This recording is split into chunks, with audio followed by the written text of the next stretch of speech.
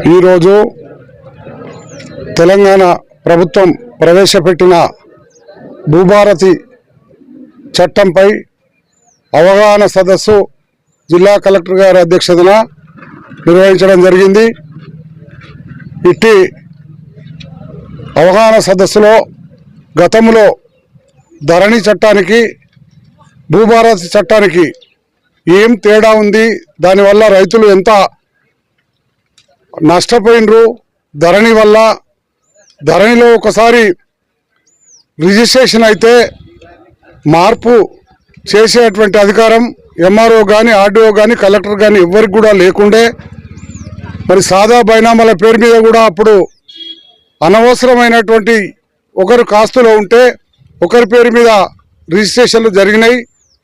మరి దీనివల్ల చాలామంది పేద రైతులు కోర్టుల చుట్టూ తిరగలేక సతమతం అవుతున్నారని చెప్పి ఇవాళ రేవంత్ రెడ్డి గారి ప్రభుత్వం, పొంగులేటి శ్రీనివాసరెడ్డి గారు రెవెన్యూ మినిస్టర్ గారి అధ్యక్షతన మరి అన్నీ కూడా అవగాహన చేసుకొని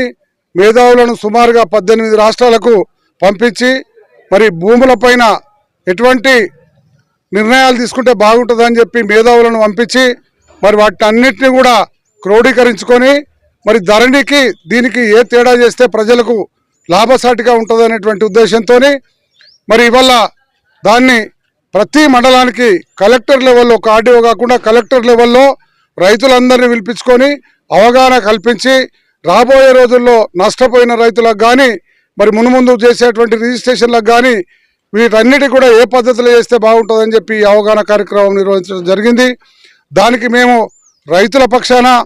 అప్పుడు ఏదైతే ధరణి వల్ల నష్టపోయిన రైతుల కష్టాలను మరి మా ఉప ముఖ్యమంత్రి బట్టి విక్రమార్క గారు కానీ మరి ముఖ్యమంత్రి రేవంత్ రెడ్డి గారు కానీ పాదయాత్ర చేసినప్పుడు వాటినన్నింటినీ కూడా ప్రజల నుంచి దరఖాస్తులు తీసుకొని మరి ధరణి పోర్టల్ను మేము తీసుకుపోయి మరి గంగలో కలుపుతామని చెప్పి ఆనాడే చెప్పడం జరిగింది. దానికి అనుగుణంగానే ఇవాళ మరి ధరణి పోర్టల్ని ఎత్తేసి మొన్న బాబాసాహెబ్ అంబేద్కర్ గారి జయంతి రోజు 14వ నాడు మరి దానికి పూర్తి అధికారాలు ఇచ్చి అన్ని సెక్షన్లు కల్పిస్తూ రూల్స్ అండ్ రెగ్యులేషన్స్ కల్పిస్తూ కూడా మరి దీన్ని ఇలా రైతుల దగ్గరికి తీసుకురావడం జరిగింది. రాబోయే కొద్ది రోజులలో నష్టపోయినటువంటి రైతులు కూడా అందరూ లాభపడడానికి అవకాశం ఉంది. దాంట్లో పార్టీలని కాదు, ఏ పార్టీ లేకుండా కూడా అందరు రైతులకు, తెలంగాణ రాష్ట్రంలో ఉన్న అందరు రైతుల బాగోగే ఇవాళ ముఖ్యమంత్రి రేవంత్ రెడ్డి గారి ధ్యేయం అని చెప్పి కోరుకుంటూ ఇవాళ ఈ కార్యక్రమం కల్పించిన తెలంగాణ రాష్ట్ర ప్రభుత్వానికి, మా పిసిసి అధ్యక్షులు మహేష్ కుమార్ గౌడ్ గారికి, రేవంత్ రెడ్డి గారికి, మా యొక్క మంత్రులందరూ కూడా పేరు పేరున